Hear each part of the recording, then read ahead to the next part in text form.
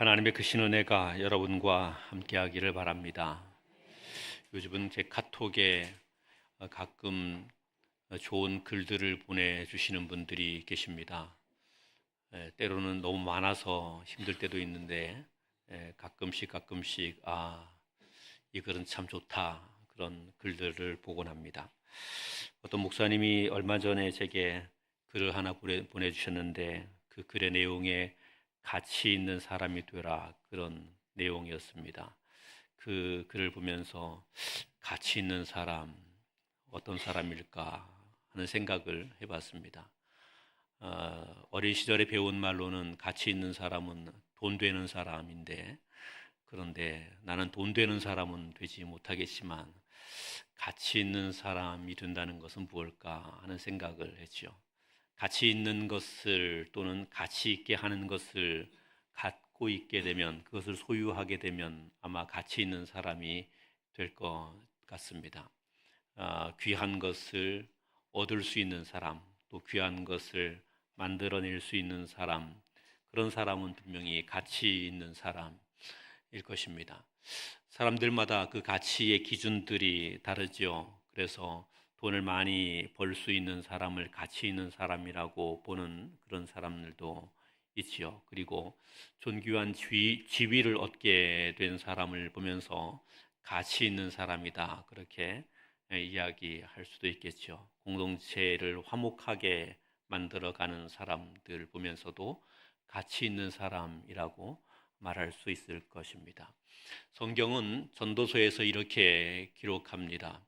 돈을 많이 가져보았고, 또 많은 향락과 쾌락을 누려보았고, 높은 지위를 얻어보았고, 많은 학식을 가져보았던 전도자 솔로몬이 이렇게 말하지요.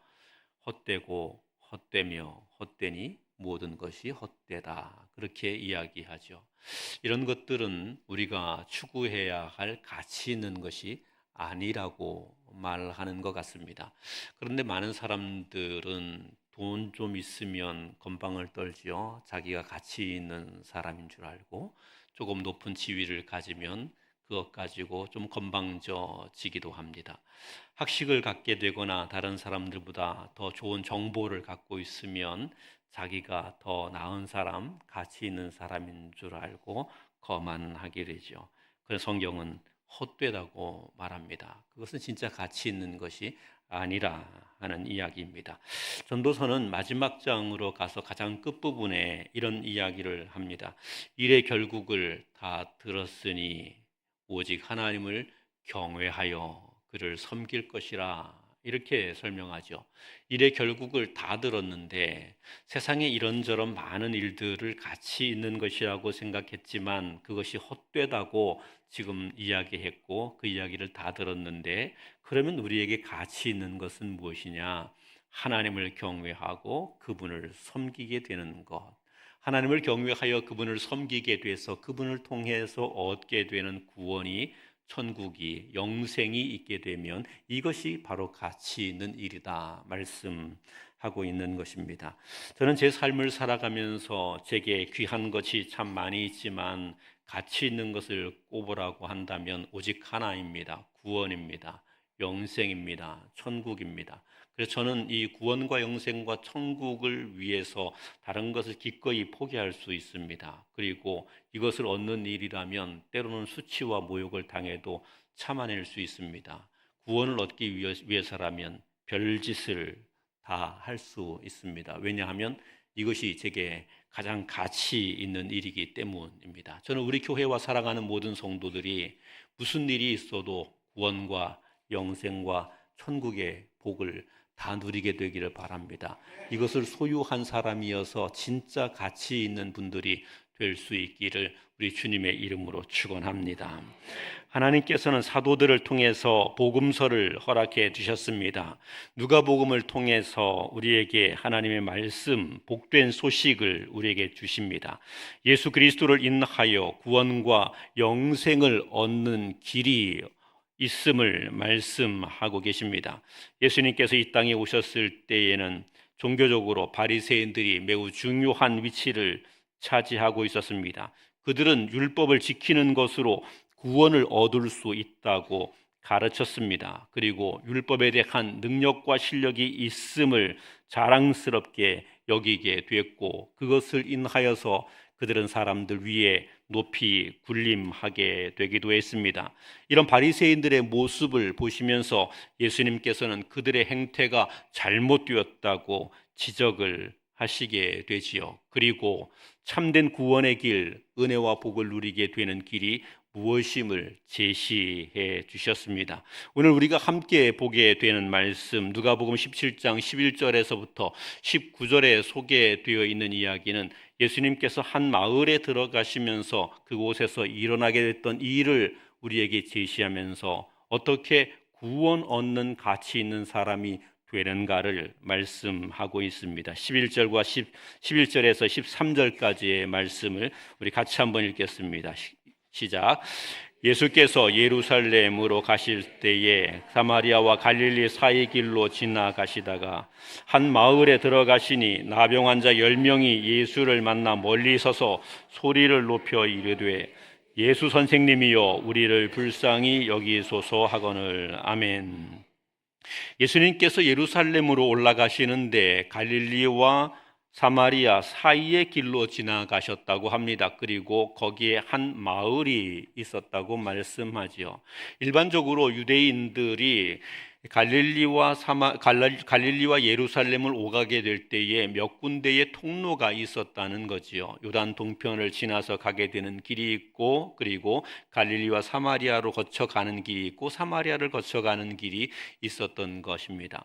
일반적으로 가장 많이 가게 되는 길은 요단강을 건너서 요단 동편을 통해서 여리고로 해서 예루살렘으로 들어가는 길을 가장 많이 선호했다고 그러죠. 이유는 사마리아 땅을 가급적 피하여 가기 위해서 그러했다는 것입니다. 조금 빨리 가기를 원하는 사람은 사마리아와 갈릴리 사이 길을 지나게 됐고, 그리고 또 조금 빨리 가려는 사람은 사마리아를 거쳐가더라도 그 길을 가게 되는데, 유대인들은 대개 그 길을 기피하게 됐다는 것입니다.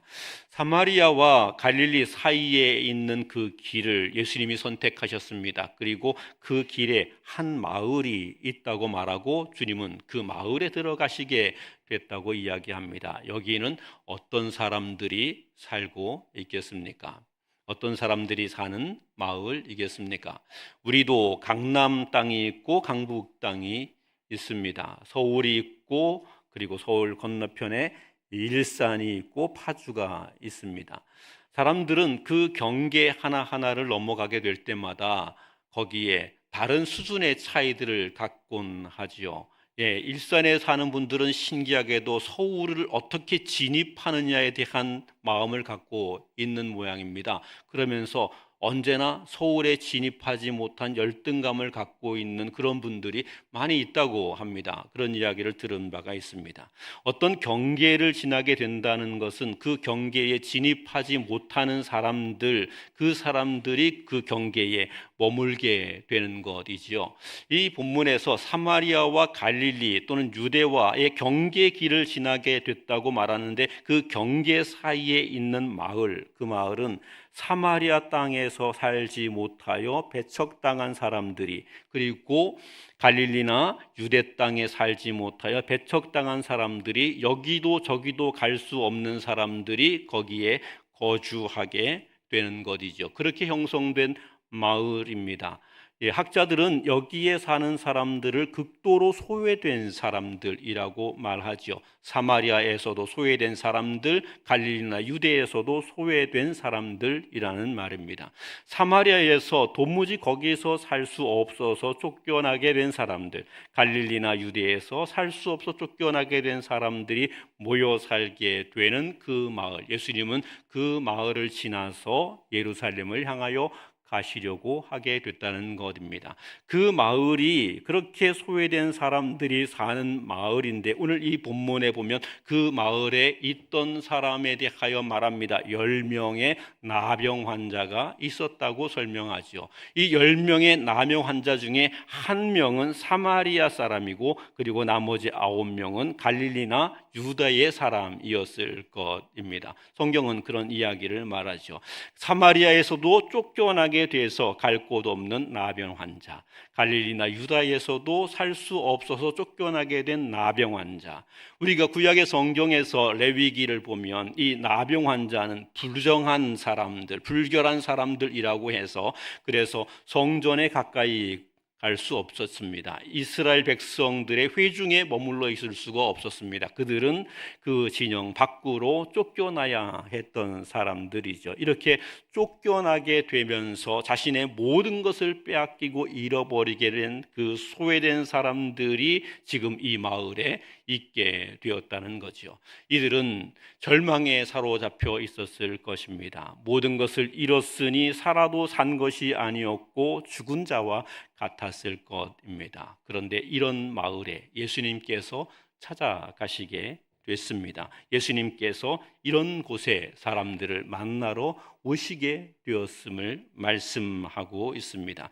우리는 어떤 존재입니까? 우리는 꽤 그럴듯 괜찮은 사람인 것으로 스스로를 생각합니다. 배울 만큼 배웠으니 나는 수준 있는 사람이라고 생각합니다. 나는 도덕적으로 그리고 깨끗하게 살았고 정직하게 살았으니 흠결이 없는 사람이라고 생각을 합니다. 나는 많은 재물을 가지고 있으니 그래도 여유 있고 넉넉한 사람이라고 생각합니다. 그런데 정말 우리는 그런 사람들입니까? 하나님의 구원과 은혜에 있어서, 하나님의 축복에 있어서도 우리는 정말 그렇게 수준 높은 사람들이냐 하는 것입니다. 성경은 죄인된 인생을 설명하면서 하나님 앞에 진노받아 망하는 사람들이라고 말합니다. 허물과 죄 때문에 죽었던 사람이라고 말합니다. 하나님의 원수된 자들이라고 말합니다. 하나님의 은혜의 동산에서 쫓겨난 자들이라고 말합니다. 그는 살았다 하는 이름은 가졌지만 실제는 죽은 사람이라고 말합니다. 나병 환자와 조금도 다름이 없다는 말이죠. 학자들은 이 본문에서 소개되어 있는 10명의 나병 환자를 인생에 비유합니다. 그리고는 이 10명의 나병 환자들의 모습을 상정하고 우리 인생은 전적으로 부패했고 전적으로 타락하여 도무지 회생이 불가능한 자들이다. 그렇게 이야기를 합니다. 우리는 실제로 그런 존재들이라는 것이죠. 여기에서 우리는 벗어나야 하는 것입니다. 이 소외된 현장에서 탈출해야 하는 거지요. 그리고 영광된 자리, 아름다운 자리, 복된 자리로 나아갈 수 있어야 되는 것입니다. 어떻게 이것이 가능합니까? 본문에 나타나 있는 나병 환자 이 10명이 자기들의 고향으로 돌아가서 자기들이 가지고 있었던 쌓아왔던 모든 것을 내 것이라고 권리 주장을 하면 되는 것입니까? 아니었습니다. 이들이 그들끼리 모여 사는 공동체 안에서 어떤 선행을 이루면 그러면 고향으로 돌아갈 수 있는 것이었습니까? 그것도 아니었습니다. 이들에게는 유일한 해결책이 그 나병에서부터 고침을 받아야 되는 것이었습니다. 그 고침을 받아야 되는 존재. 본문에서 이 나병 환자들은 예수님을 만나게 되었을 때에 예수님께 이렇게 말합니다. 주여 우리를 불쌍히 여기소서. 예수 선생님이여 우리를 불쌍히 여기소서. 이러면서 예수님께 간구하게 되었다는 사실이죠. 우리가 이 본문을 잘 보아야 합니다. 우리의 구원을 위해 우리가 가치 있는 존재가 되기 위해 우리가 천국과 영생을 얻는 자가 되기 위해 우리는 주님께 긍휼을 구해야 합니다. 주님이 우리를 불쌍히 여겨주셔야만 그래야 천국과 구원과 영생을 얻을 수 있습니다. 우리의 힘으로 우리의 방법으로 천국과 구원과 영생을 얻을 수 있지 못합니다. 주님이 우리를 불쌍히 여겨주셔야 됩니다. 구원자 되신 예수 그리스도께서 우리를 구원하시는 하나님께서 우리를 불쌍히 여겨주셔야 됩니다. 긍휼히 여겨주셔야 합니다. 그리고 그분의 손을 내밀어 우리를 붙들고 하나님의 나라로 천국으로 구원으로 우리를 이끌어 주셔야 합니다. 그 길 밖에는 다른 길이 없습니다. 우리의 손은 연약하고 부족해서 우리가 아무리 주님을 움켜쥐고 주님의 손을 붙든다고 우리의 손으로 주님을 꽉 붙들어도 시련과 고난과 역경과 세상의 파고 앞에서 우리는 우리의 힘으로 주님을 따라가는 길을 버틸 수가 없습니다. 그런데 주님이 우리의 손을 붙들어서 어떤 어려움에도 이끌어 주셔야만, 그래야만 우리가 구원의 복을 얻을 수 있게 되고 우리가 가치 있고 복된 사람이 될 수 있다는 사실입니다. 그래서 우리는 우리의 구원을 위해서 매 순간마다 뜨겁게 간절하게 간구해야 합니다. 하나님 앞에 엎드릴 때마다 주여 우리를 불쌍히 여기소서, 주여 우리를 긍휼히 여기소서, 주여 내 손을 잡고 하나님 나라 천국과 구원과 영생의 길로 나를 이끌어 주십시오. 구해야 되는 것입니다. 예수 믿고 살아가는 동안에 조금 기분 나쁘면 우리는 당장 때려친다는 말을 어렵지 않게 하곤 합니다. 모욕을 당해도 수치를 당해도 결코 포기할 수 없는 것이 주님의 긍휼입니다. 제가 몹쓸병에 걸려서 죽을 지경에 이르게 되었다고 가정합시다. 그리고 우리나라 땅 안에 유일하게 단 한 분의 의사만이 이 병을 치료할 수 있는 방안을 가지고 있다고 합시다. 그러면 저는 어떻게 해야 합니까?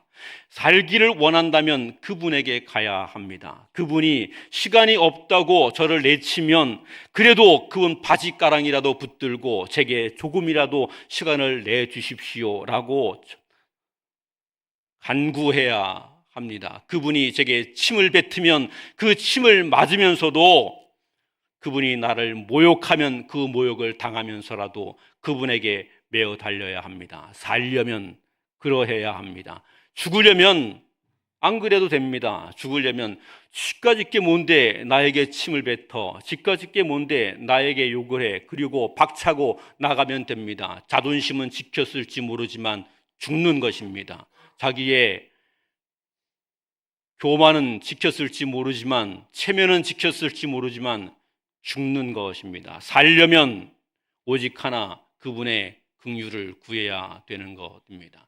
예수 믿으면서 하나님의 교회를 다니면서 우리 신앙이 어떤가를 한번 돌아봐야 합니다. 우리 신앙은 어떤 수치와 모욕이 다가오게 돼도, 어떤 십자가의 고난이 다가오게 돼도 주님 나를 긍휼히 여겨 주십시오 하고 주님께 매달리는 신앙이 되고 있는지, 기분 나쁘다고, 체면을 구겼다고, 자존심 상한다고 당장 때려치고 여기 아니면 교회 없냐고 하며 물러가는 자가 되고 있지 않는지 봐야 합니다. 그렇게 보셔서 혹시 우리가 다른 이런저런 이유 때문에 배를 갈아타고 또 예수를 갈아타고 다른 것을 바꿔 타도 된다고 여긴다면 제가 단언합니다. 오늘 성경이 단언합니다. 그에게는 구원이 없다입니다. 심각한 말을 듣는데 자고 있으면 어떡합니까? 이 심각한 얘기를 듣는데 어떤 수치와 모욕을 당하더라도 주여 나를 불쌍히 여기십시오. 나는 결코 주님을 떠날 수 없습니다 하고 주님께 메어 달리고 주의 은혜를 구하는 자가 되어야 합니다. 그분에게 구원이 있게 된다는 겁니다. 그래야 구원을 얻는 겁니다. 구원 얻는 거 만만하지 않습니다. 쉽지 않습니다. 내 성질대로 살아서 구원 얻는 것 아닙니다. 내 자존심대로 살아서 구원 얻는 것 아닙니다. 기꺼이 주님의 길, 십자가의 길을 걸어갈 수 있어야 됩니다. 그래야 구원을 얻을 수 있습니다. 그것이 가장 가치 있는 인생이라고 오늘 주님이 우리에게 말씀하고 있습니다. 이 본문에 보니 10명의 나병 환자들이 예수님을 봤습니다. 예수님을 만났습니다. 그리고는 예수님께 예수 선생님이여 우리를 불쌍히 여기소서 이렇게 이야기했습니다. 이 간구를 하게 됐을 때에 주님은 어떠합니까? 본문 14절 같이 보겠습니다. 14절입니다. 시작. 보시고 이르시되 가서 제사장들에게 너희 몸을 보이라 하셨더니 그들이 가다가 깨끗함을 받은지라. 아멘.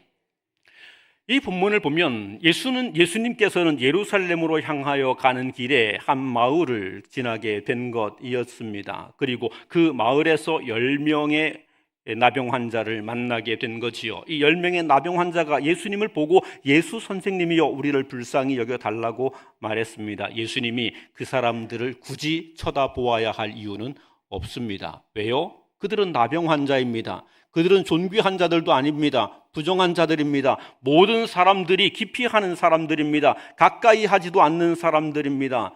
그 사람을 만나게 될 때마다 사람들은 침뱉고 저주하는 그런 사람들입니다. 그런데 존귀하신 예수님께서 굳이 그 사람들을 봐야 할 이유가 있습니까? 그런데 주님은 그들을 돌아보셨습니다. 그들을 주목하여 보셨습니다. 그들에게 애정어린 눈으로, 관심 있는 시선으로 그들을 보기 시작하셨습니다. 어쩌면 예수님께서는 이 10명의 나병 환자들을 만나기 위해서 예루살렘으로 올라가는 길에 이 갈릴리와 사마리아 사이길을 선택하시고 이 마을을 일부러 찾아오신지도 모르겠습니다. 우리 주님은 어떤 주님이십니까? 죄인된 우리를 불쌍히 여기시는 주님이십니다.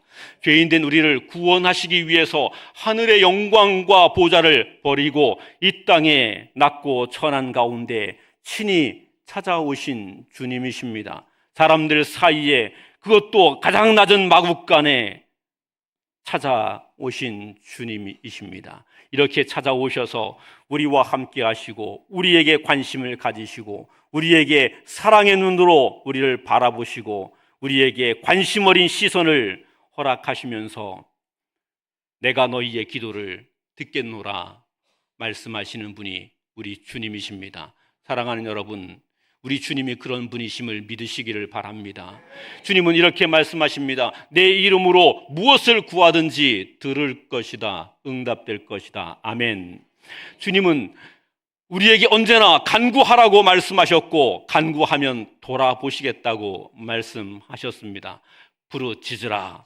내가 알지 못하는 크고 비밀한 일을 내게 보이리라. 주님을 향하여 도움을 달라고 부르짖으면 언제든지 주님은 그 얼굴을 우리에게 비추셔서 우리에게 은혜를 베푸시겠다고 말씀하시고 그렇게 행하시는 분이십니다. 그래서 우리는 이 주님을 찾고 부르짖어야 합니다. 이 주님께 나를 불쌍히 여겨달라고, 나에게 은혜를 달라고 간구해야 합니다. 주님이 이 10명의 나병 환자를 보셨습니다. 그리고는 그들에게 이렇게 말씀하십니다. 가서 제사장들에게 너희 몸을 보이라. 이렇게 말씀하십니다.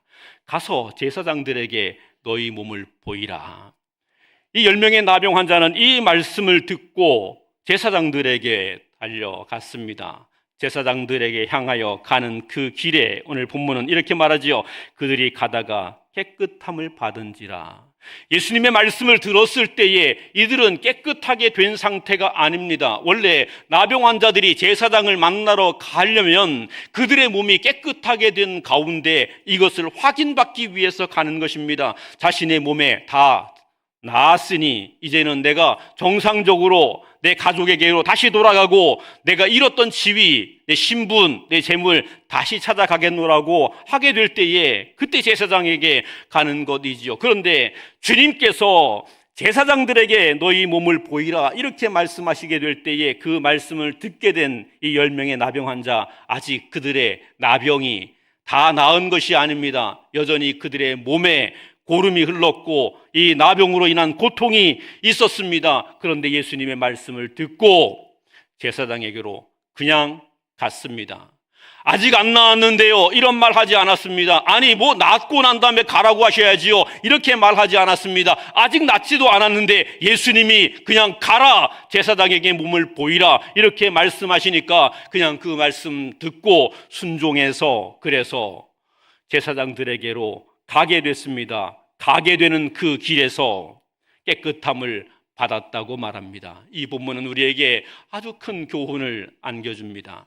하나님의 능력과 기적이 어디에 나타나게 되는가? 하나님의 역사가 어디에 나타나게 되는가? 하나님 말씀을 듣고 순종하면 하나님의 기적을 보게 됩니다. 하나님은 지금도 우리의 구원을 위해서, 우리에게 하나님 은혜를 베풀기 위해서 수없이 많은 기적과 능력을 행하시고 계십니다. 그럼에도 불구하고 우리가 그것을 알지 못하는 이유가 있습니다. 순종하지 않으면 그게 보이지 않습니다. 순종하지 않으면 깨달을 수가 없습니다. 그런데 순종하면 이것이 보입니다. 순종하면 하나님께서 우리의 삶에 놀라운 하나님의 능력의 기적의 일을 이루어 가신다는 사실들을 볼 수 있게 됩니다. 그리고 그것을 누리며 사는 사람이 되는 것입니다. 왜 예수를 일찍 믿어야 되느냐? 예수를 일찍 믿으면 일찍 믿을수록 하나님의 능력을 일찍 체험할 수 있습니다. 하나님의 기적을 일찍 보며 살아갈 수 있습니다. 그래서 예수 일찍 믿는 것이 복입니다. 아니라고 생각하시는 분들이 많은 것 같습니다. 아직도 좋나요? 다시 예수를 일찍 믿으면 예수 그리스도의 기적을 일찍 체험합니다. 그래서 복입니다. 여러분, 그러니까 예수님 일찍 믿은 것 잘하신 겁니다. 여러분의 가족들과 여러분의 이웃들에게 빨리 예수님 믿자고 말씀하셔야 되는 이유가 여기에 있습니다. 예수님을 믿어야 하나님의 기적을 일찍 봅니다. 하나님의 능력을 더 일찍 체험합니다. 하나님의 역사로 살아가는 사람이 됩니다. 사람의 힘이나 사람의 지혜로 사는 것이 아니라 하나님의 권능으로 사는 사람이 됩니다. 오늘 이 본문에 10명의 나병 환자가 예수 그리스도의 말씀을 듣고 순종했습니다. 순종했더니 이 놀라운 기적이 일어난 것입니다. 순종하였더니 그들에게 있던 나병이 깨끗이 낫게 되었다고 말씀합니다. 우리는 이런 은혜를 체험할 수 있어야 합니다. 저는 우리 교회와 사랑하는 성도들이 하나님의 말씀에 언제나 순종함으로 하나님의 기적을 체험하며 살게 되기를 바랍니다. 하나님 말씀에 순종함으로 세상 사람들이 보지 못하는 하나님의 영광을 보며 살아갈 수 있게 되기를 바랍니다. 예수님이 가나 혼인잔치에 들어가셨을 때의 일입니다. 포도주가 다 떨어졌습니다. 사람들 사이에서 이제 큰 문제가 생기게 된 겁니다. 혼인잔치가 계속되고 있는데 포도주는 다 떨어졌으니 이 잔치의 흥이 깨지게 된 것이지요. 예수님의 어머니 마리아가 종들을 불러서 예수님 앞에 세우고는 이렇게 이야기합니다.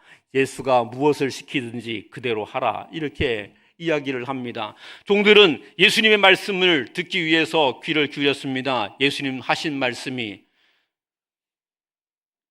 결례를 위해서 준비되어 있는 6통의 항아리에 물을 갖다가 채우라, 이렇게 이야기하십니다.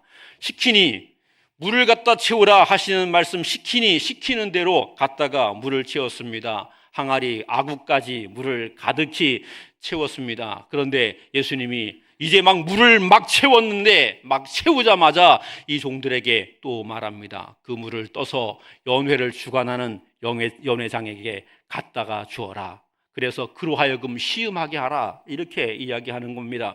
그래서 이 하인들이 그 물을 떠서 연회를 주관하는 연회장에게 가져다 줍니다. 이 포도주를 맛보시라고. 이게 포도주를 먹이는 것이 아니라 완전히 물을 먹이는 것이죠. 술에다가 물을 탄 것이 아니라 그냥 물을 먹이는 겁니다. 물을 먹이는 겁니다. 그런데 놀라운 역사가 일어났죠. 이 연회장이 이 포도주를 맛을 봅니다. 이 물을 맛을 봅니다. 그리고는 이렇게 좋은 포도주를 처음 보았다는 거죠.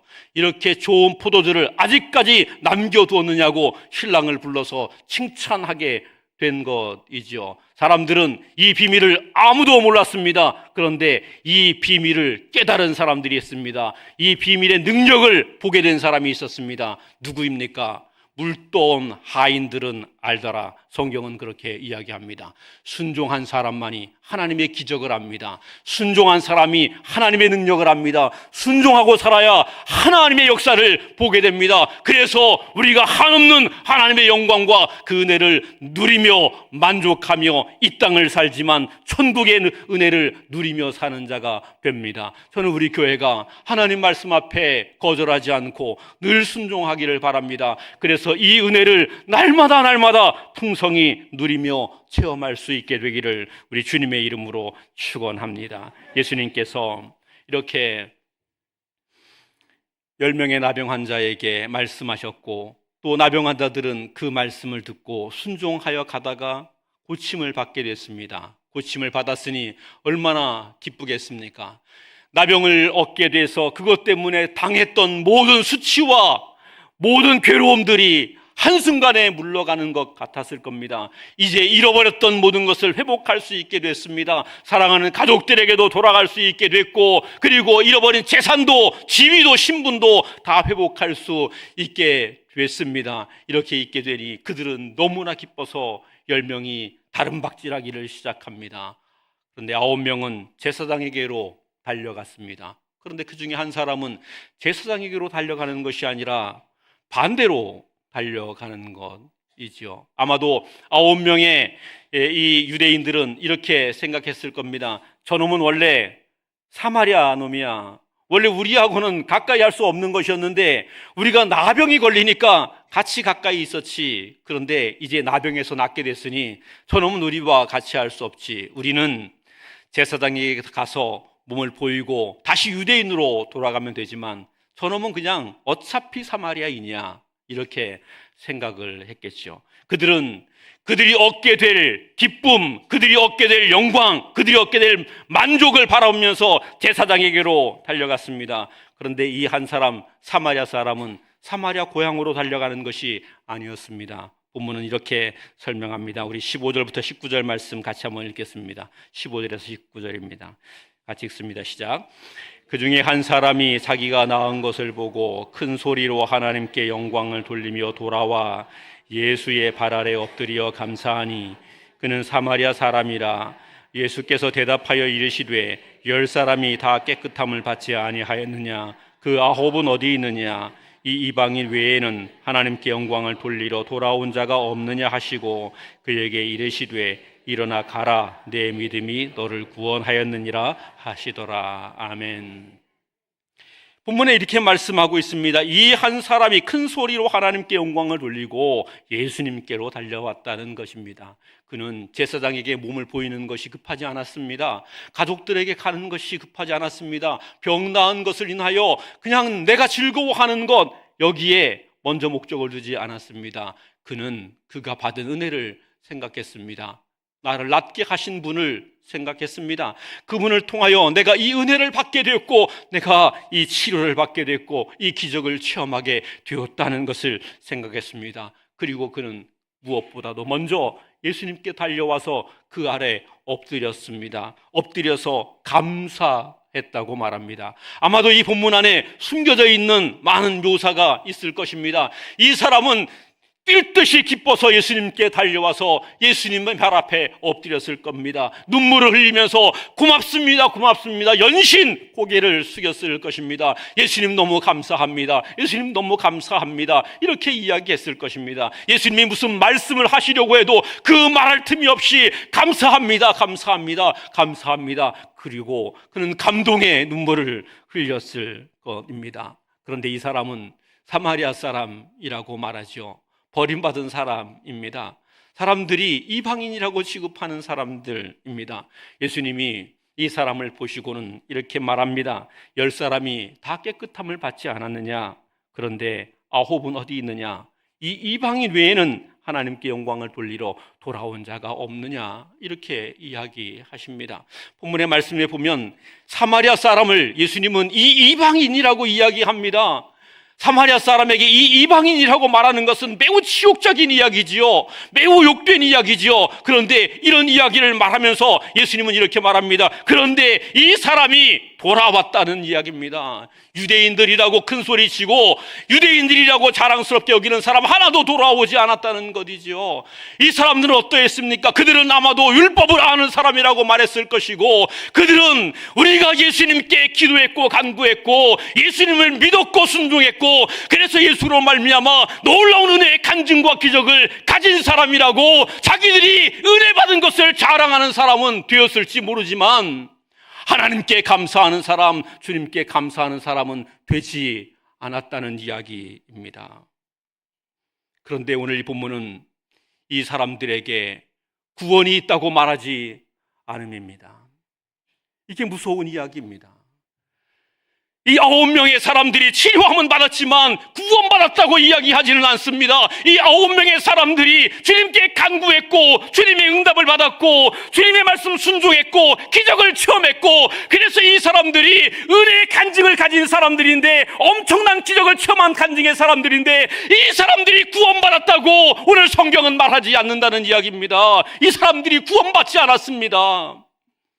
이 사람들이 유대인의 신분으로 돌아갔고, 돈 많은 사람의 지위로 돌아갔고, 율법을 아는 사람의 지위로 돌아갔고, 영광된 이름을 얻은 것 같았지만 주님은 이 사람들에게 너희는 구원받은 사람이라 이렇게 말씀하지 않았다는 것입니다.